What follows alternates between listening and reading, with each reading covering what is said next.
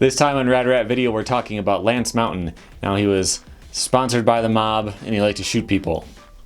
It's more or less true. Let's get into it.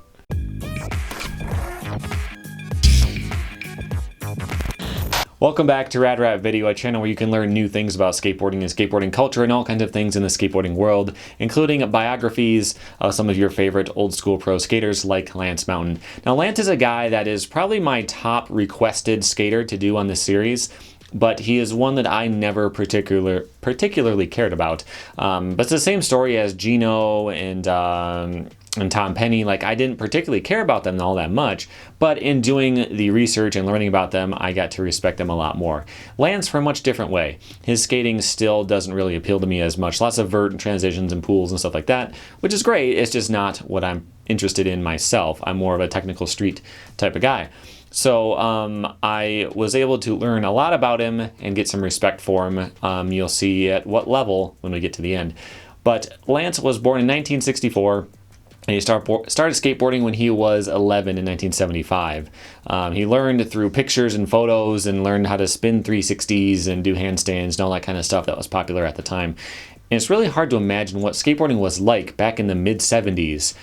So I found some quotes that I think might put it in perspective. We just skated, not very good, up until about 6th or 7th grade. We started playing skate tag after school. We played tic-tac-tag where you couldn't push off. In 7th grade, I did a demonstration speech where you have to show how to make the cake or whatever, and I showed how to skateboard.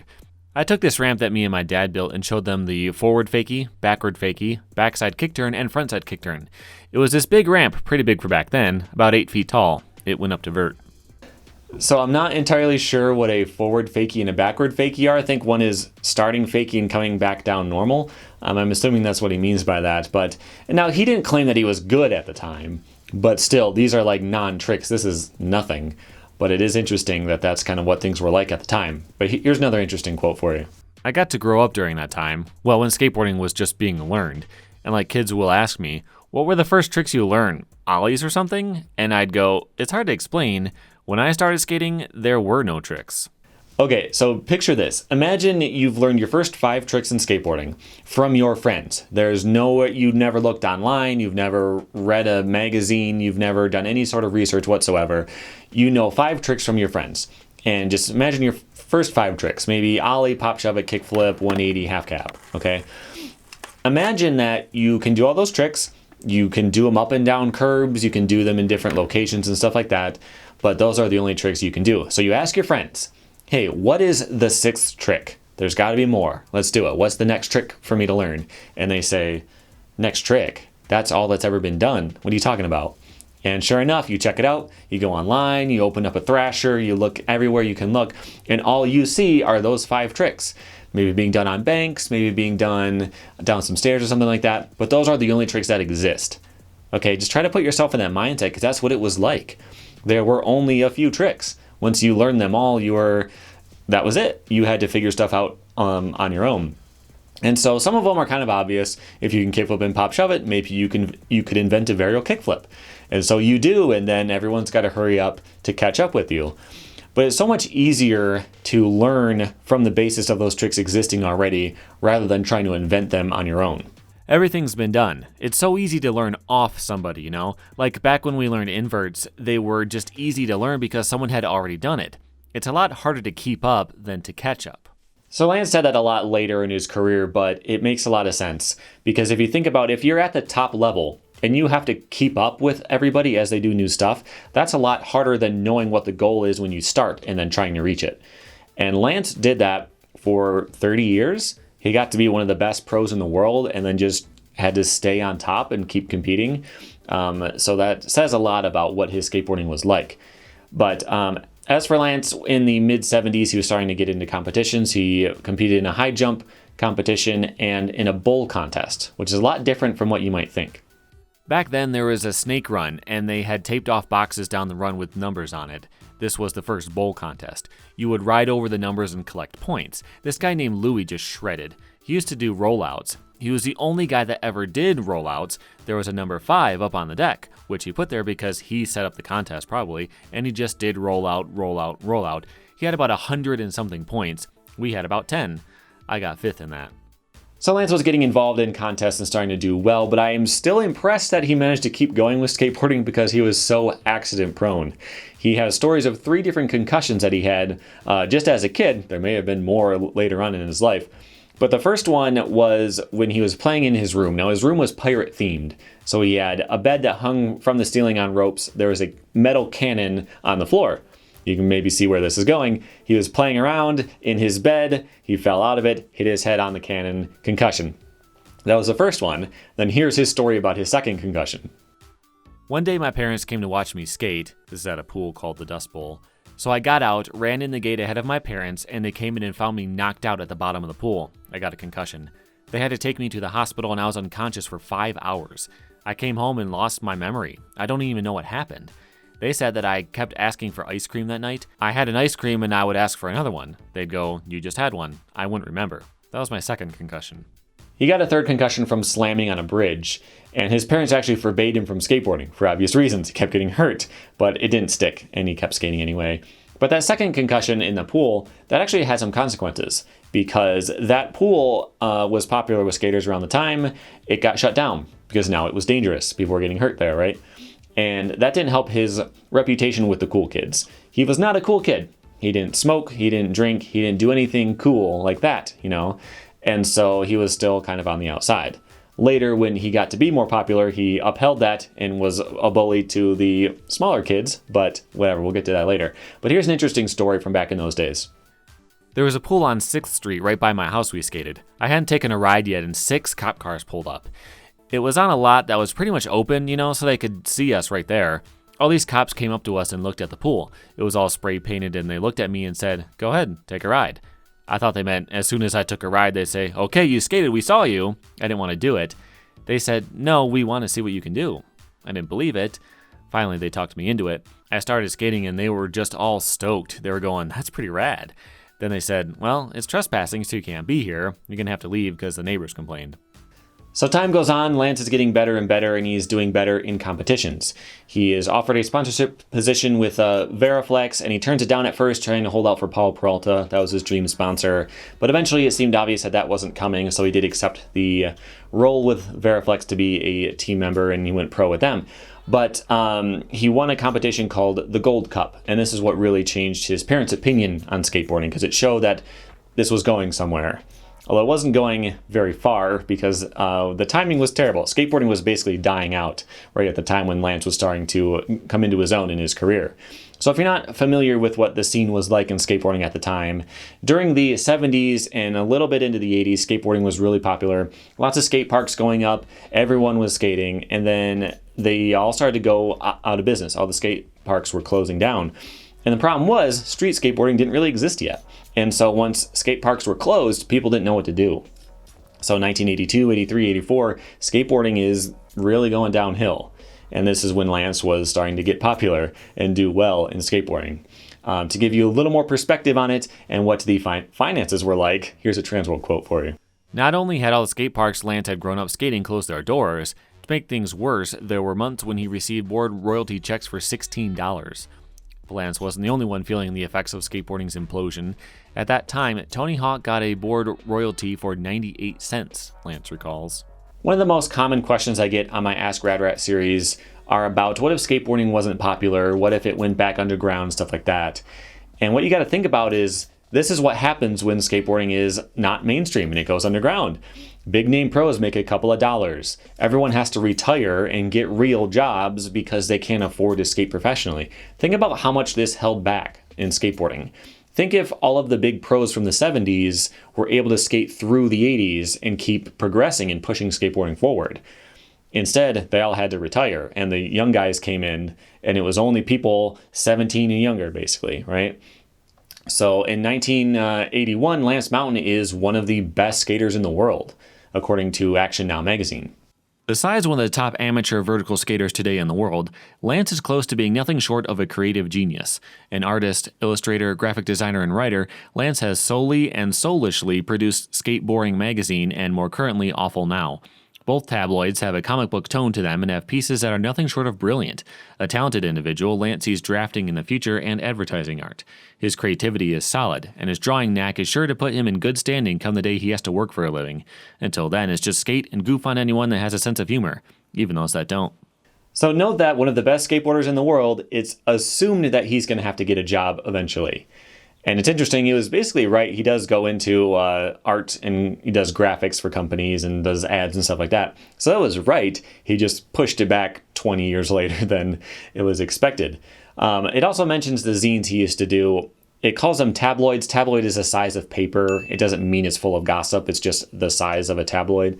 But anyway, these, I'll show you some scans of them. They're not all that interesting to read because they're so full of inside jokes that it kind of is hard to get through without knowing the people and the places that it's talking about. But it's interesting. Lance has a lot of drawings in there. He hand writes out some of the articles and the interviews and stuff like that. They're interesting, but it's tough to actually sit down and read through them. But the story of how these were made is kind of funny. So Lance Mountain and Neil Blender were working at Skate City at the time. And they were using Skate City's money to produce these zines, and then they were selling them and keeping the money for themselves, which was kind of sketchy, but not even close to the sketchiest thing that he'll do in the next couple of years. One of his friends, John Lucero, was actually kicked out of the skate park there, and the story goes that he invented slappies because he was not allowed into the skate park, and so he had to skate out in the parking lot. I don't know the story behind that one. But here are some stories about Lance that I do know. I believe Bubbles was one of the new guys, and the day I got there, they go, "Get this guy, get Bubbles, he's the guy to get." I was all okay, because I was like, the local guy, you know? Locals are the mean guys or whatever. He was dropping into the little egg bowl, and I'd go, "Coming," and he'd have to jump out of the way.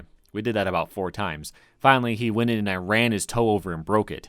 He was in the pro shop hiding out because everyone was beating him with ice, and they go, "Okay, go get him."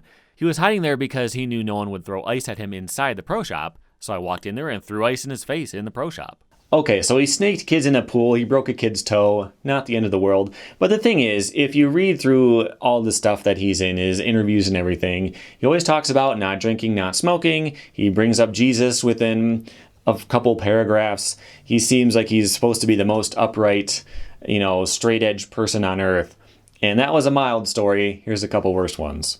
They used to have this BB gun at Whittier. I packed it with ice and we were shooting it. It was shooting water because the ice would melt. It was hot. I was doing it to everybody, shooting ice water with a BB gun. I packed it up with ice and I was about 3 feet away from this guy named Log, and I said, "Ha ha ha," and fired it in his face. Instantly, blood was just dripping out of about 9 holes streaming down his face. I was so scared. It was gnarly. He was going to get my job. It got infected. It was the worst thing ever. We used to trash everyone, man. It was so easy. It was so hot, dude. There was this little local kid named Mark Poots. He was 8 years old and just a manic little kid. Everyone trashed him. At one point, they put him in a trash can and dropped him in the keyhole down the vertical, 11.5 feet deep. We had another hot one where he taped his hands and legs behind his back and put him in the kidney, left him in there. Lance uses hot in a slightly different way than we might these days. It was a little awkward reading about how his experiences with an 8-year-old were hot. But the phrasing is far from the worst part of that story. Just imagine if this happened in current times where there's Instagram and stuff, and someone posts a picture of pro skateboarder whoever, Shane O'Neill, shoots me in the face. Imagine how big that would get and how much fallout there would be if something like that happened.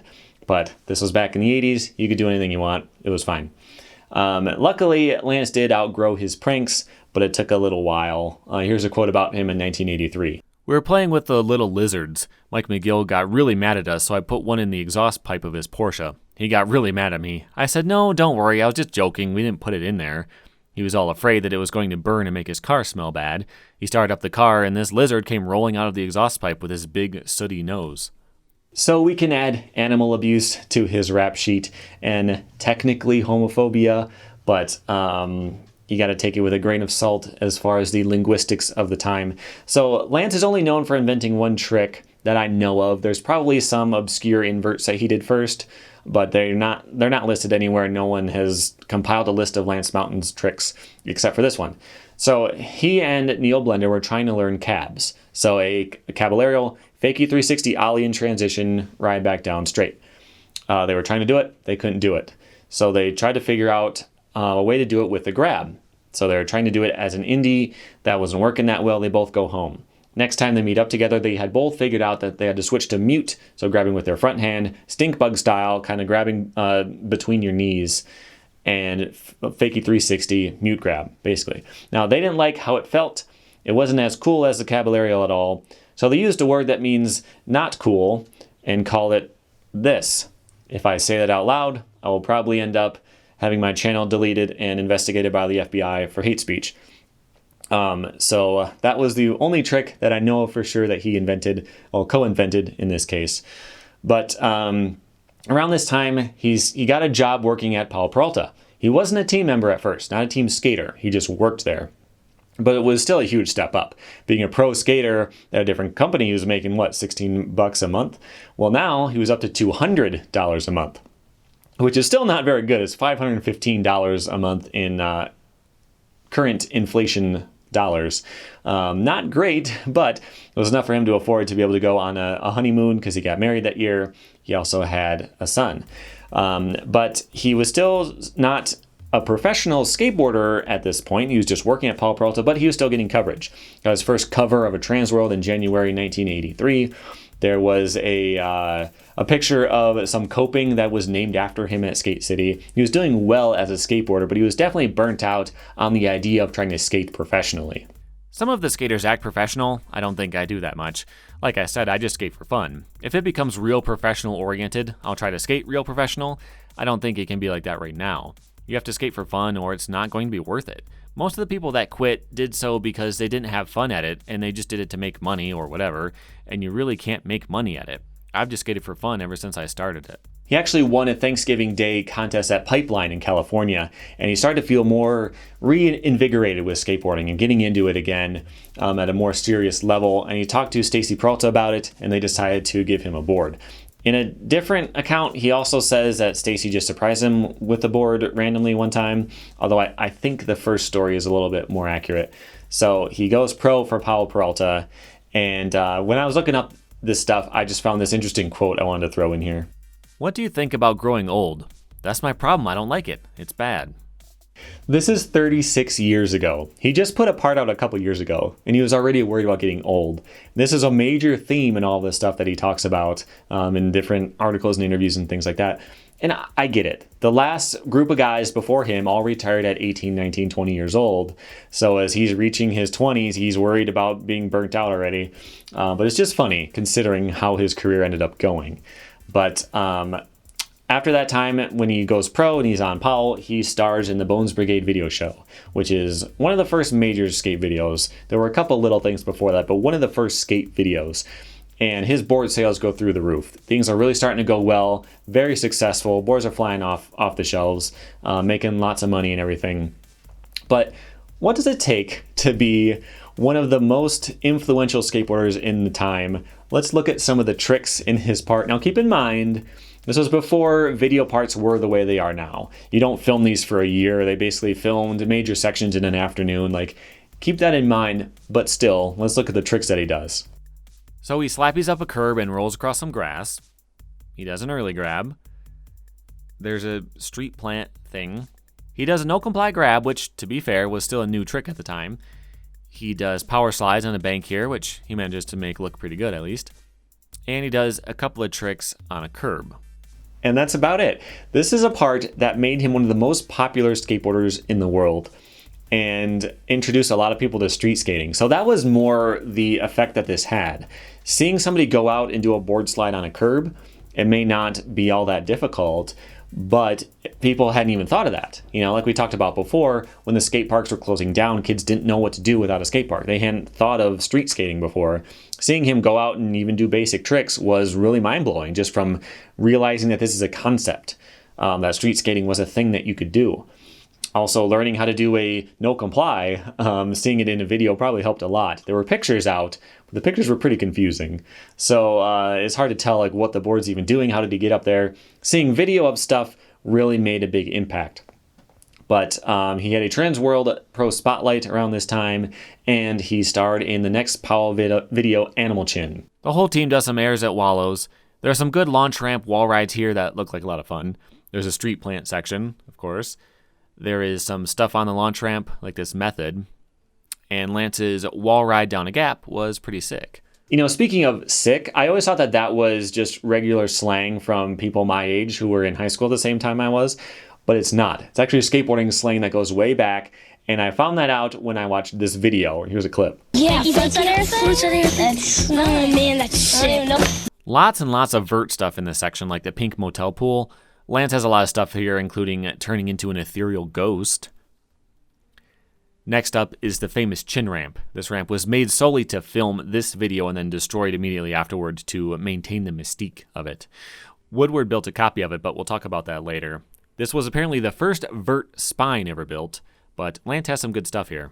These guys are on the top of the world right now. That video came out, Public Domain came out the next year, although that one wasn't quite as popular, but still the cash was really flowing now. Lance remembers, the same month I got an $11,000 board royalty check. I think Steve E. Caballero got one for $18,000. With current dollars after inflation, that's $24,000 a month for Lance and $39,000 for Steve, which is absolutely crazy, but Lance was convinced that this was the peak. I mean, I remember sitting there talking with Stacy after Animal Chin going, what are we going to do now? And we were like, it's the beginning of the end. This was way before, that was 4 years early, but we knew it was the beginning of the end. The big checks kept coming through about 1990 as Paul was making more videos like Ban This and Propaganda, but Lance was getting more and more into street skating, doing handrails and gaps and stuff like that. But I just wanted to point out this trick in his part from then, which is a McTwist. He'd been doing those for about 5 years at this point. But keep that trick in mind in light of this next quote. Do you think you will still be doing what you're doing now when you're 30? Definitely I'll be doing what I'm doing now when I'm 30, unless I'm completely destroyed.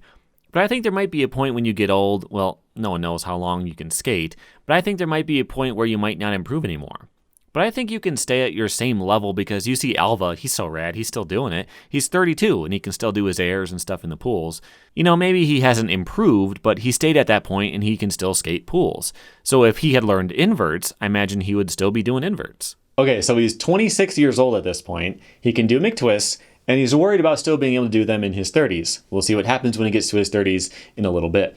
But I still am amused by how much he's worried about getting too washed up and old at this point. Imagine being 26 now and thinking that your skateboarding career is probably going to end any second. You know, think about Chris Cole, Chris Haslam, Daewon Song, you know, the list goes on and on and on of guys who are a lot older than 26 who are still big names. It's very interesting. But, you know, again, he was the pioneer. He was one of the first older guys. There was, you know, Christian Hosoi, Tony Hawk's a couple years after him. But, you know, this is the first group of guys who are really going to get older in skateboarding. So it's interesting. But I also get what he's talking about with not getting a lot of respect trying to get into street skateboarding. I like street skating. I'm not just limited to going back and forth on a ramp. But what about these weird new street tricks? We didn't develop this stuff. We were 10-year-olds again. We were once again trying to do what we saw in the magazines, but we were professionals at this point. Did we feel awkward about it? Yes. Filming it as well? Yes. What about when you hear other upcoming pros who are telling people that we suck and we should go away? Yes, that's awkward. So although skateboarding was still pretty big, there was less and less money coming into skateboarding for a couple of reasons. First, there are a lot of new brands coming out. So the dollars that were going into skateboarding were being split more ways. So each person would get less because all these other companies and everything are coming out. The other big reason that I had never thought of before this doing research for this video is in Trans World, it mentions that there are fewer teenagers now than there were before. Keep in mind, this is 1990. So if you think about, like, who was it that was skating in the 70s? Like, who were teenagers in the 70s and into the 80s? It was the baby boomers, right? It was the kids who were born after their dads came home from World War II. Same guys who are going to ruin our economy and destroy the world. So, like, in the 70s, these guys were all skating. Now, getting into the 90s, there were actually fewer teenagers than there were. So even if skateboarding was getting more popular percentage-wise, there are still fewer kids who are skating. So fewer people are buying skateboards, and the money is being split more ways. So things aren't going well financially. But Lance kept skating. He's in Powell's next video called 8. And in this video, he does some street gaps. He does a lip slide on a curb. It's still mostly vert, though. He never stops being a vert skater. But things weren't going great at Powell Peralta in general. Stacy Peralta was about to leave. He was getting burned out on all the stuff he had to do there. Tony Hawk was going to start his own brand soon. And they were talking about maybe giving Lance his own company under Powell. And so he talked about it a little bit. He asked Eric Costin and Colin McKay to be on his team. They both turned him down, and he wasn't really sure what he was going to do. Things didn't look good for Powell continuing, but also he hated all those small brands, right? In fact, he made an ad with Tony Hawk and Ray Barbie making fun of these small brands, and they took this picture way back before deodorant was invented. And it was making fun of small companies. It was a direct thing against World and Blind and everything, probably. And if I would have known that, I wouldn't have done it. I thought Blind was great. When I saw the Blind video, I was like, it's over for us. It was more, when we talked about it, we heard it was more going to be making more fun of clothing. I mean, if you look at it, we were wearing crazy weird clothes and glasses, and it was sold to us as if it was going to be clothing stuff. I mean, why were we wearing those weird clothes if we were making fun of small companies? I don't know what went weird on it or what happened at that point, but when it all happened, I was like, I was so disinterested in skateboarding right there anyways. I was just lost, like, man, times are weird. So he wasn't opposed to small companies in general. It was just that he didn't like the graphics at companies like World Industries because they were too sinful. I couldn't do a company. I didn't know how. I didn't want to. I just wanted to do what was right and decent. I looked to the Lord for what to do. He forced me to rely on him, and I did. I ended up doing it, starting a company, myself, even though, to be honest, I tried every way I could to get out of it. And Lance didn't hide the fact that he didn't want to do his own brand. He actually put out an ad to that effect. You can see it's talking about what the industry wants, which is ads with sequences in them, what George wants, lots of new boards, what the ad department wanted, and then what Lance wants is nothing. Lance did not want to do a brand, but unfortunately he just didn't have a choice. The name of his new company, The Firm, is based off of the idea of remaining firm in his integrity to Jesus, and also the mob. That's what the name The Firm meant, to stand firm in what you believe. The British mob was also called The Firm. I always liked the hooligan soccer firms from the UK, and they're renegades, kind of like skateboarders, so it all linked in. I think the mob may have been an inspiration long before when he was still shooting people in the face. But Lance ran The Firm from his house for about 9 years and then through Blitz Distribution for another 6. And I'm not going to talk too much about The Firm because they were never greatly interesting to me. I didn't love their branding or their graphics or anything like that. They were cool. They had a great team like Bob Burnquist. The team was great, but I just didn't really care too much about that company. And Lance never really got into doing the business stuff anyway. That was the reason why he didn't want to start a brand in the first place, and it never grew on him. The only reason he kept The Firm going for so long is because people needed him to. He had this team skaters. He didn't want to put all these people out on the street. He was happy to hand off a lot of the work to Blitz when they took over for the distribution, but when he finally closed it, it was because Flip was going to take him on, and he could bring some of his team skaters with him. There's kind of a funny story about that. So John Lucero, who runs Black Label, he heard that Lance was going to lose his sponsor, and this is what happened. I didn't tell him before. He didn't know everything. When I stopped doing The Firm, we already knew that we were getting on Flip. Like, I didn't just stop and go, oh, what am I going to do? I knew a long time ago what the plans were. I stopped it to do Flip, but I didn't tell anybody. So when I did, they were like, you're writing for Label, which would be awesome because John is awesome. Black Label is rad, but I was like, nah, I'm actually writing for Flip. So they were like, whoa, we already got your board anyways. Just a fun thing, you know. So he made 50 boards to give away to his friends and shops and stuff. I think there are actually only 30 out there because he gave me some. So there's only like 30 that are actually floating around. If you collect rare boards, that would be a really good one to keep an eye out for. That'd be really cool to have. So remember when Lance was worried about whether he'd still be able to do 540s when he reached his 30s? Well, he had a pro spotlight in 1997 when he was 33 years old. And of course it starts off with him being very concerned about being too old. When I tried to reassure him that his plan sounded well worthy of a pro spotlight, he added, I want this thing to be good, you know? If I were a kid, I wouldn't want to open up Transworld and see some so-so interview. I translated that statement into, I don't want this interview to look like a 33-year-old who's past his prime. And during the photo shoot for this pro spotlight, guess what he does? He does a 540. So he could, in fact, do 540s into his 30s, which I think is pretty cool. And honestly, I was pretty inspired by him in general. Yeah, at this point he's 33, but he's still skating 20 years later and putting out video parts and stuff.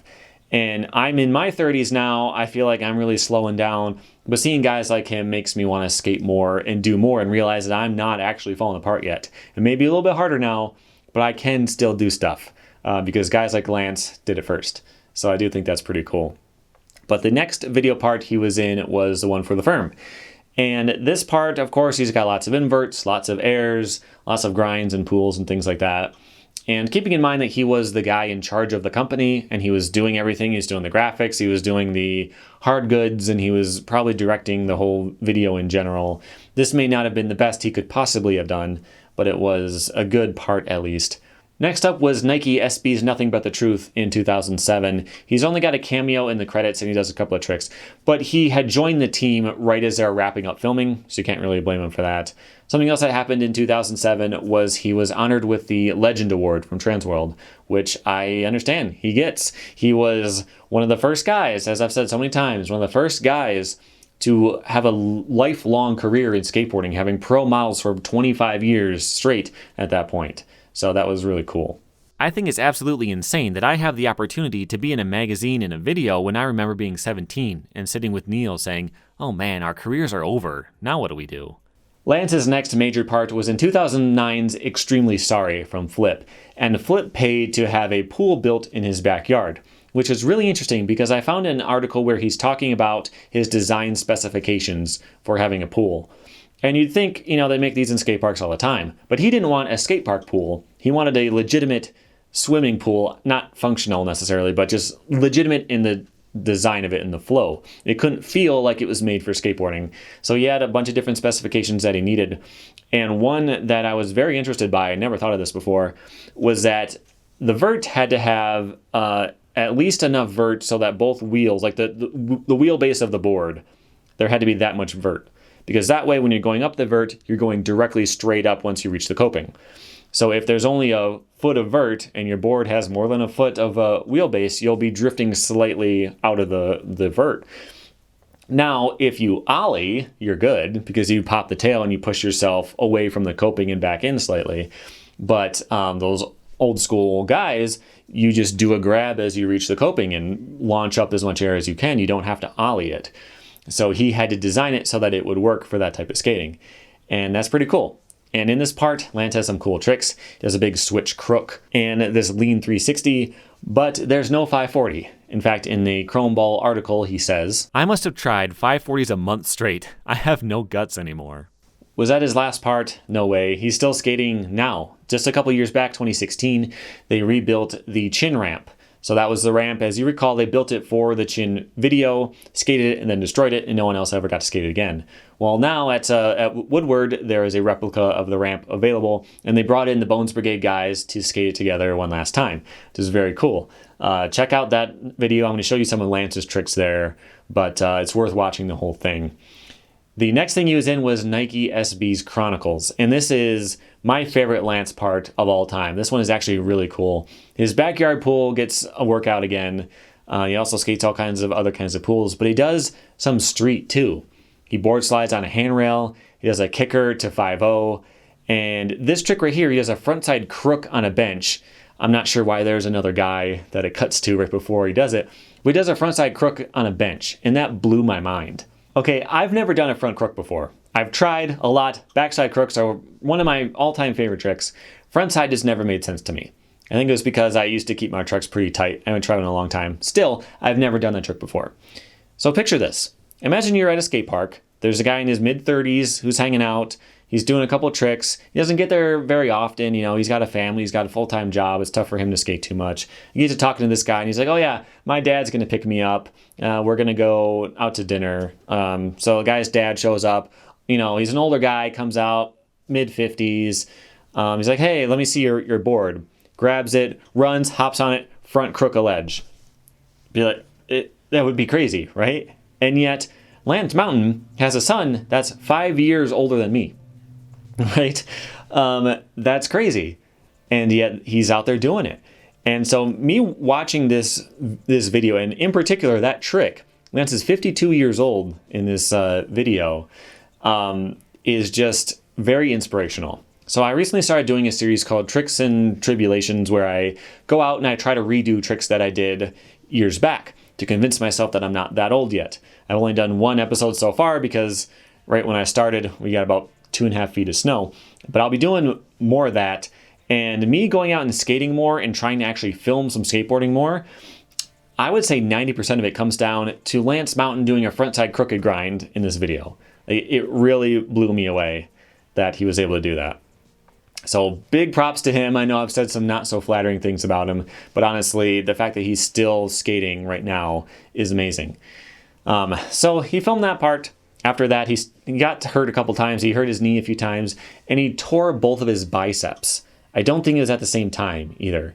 He tore both of his biceps, like just absolutely brutal injury. But did that stop him?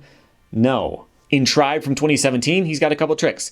These could potentially be throwaway clips from Nike, but they look like they were shot in standard definition. That can be faked, I guess, but probably not. And even as late as 2018, Lance was out on tour with Nike, where he did a wall ride on a bank, skated some pools. He's 54 in this video. And even now in 2019, he was doing graphics for Anti-Hero. So he was involved in skateboarding, doing stuff with skateboarding brands, and out there riding his board, which is pretty cool.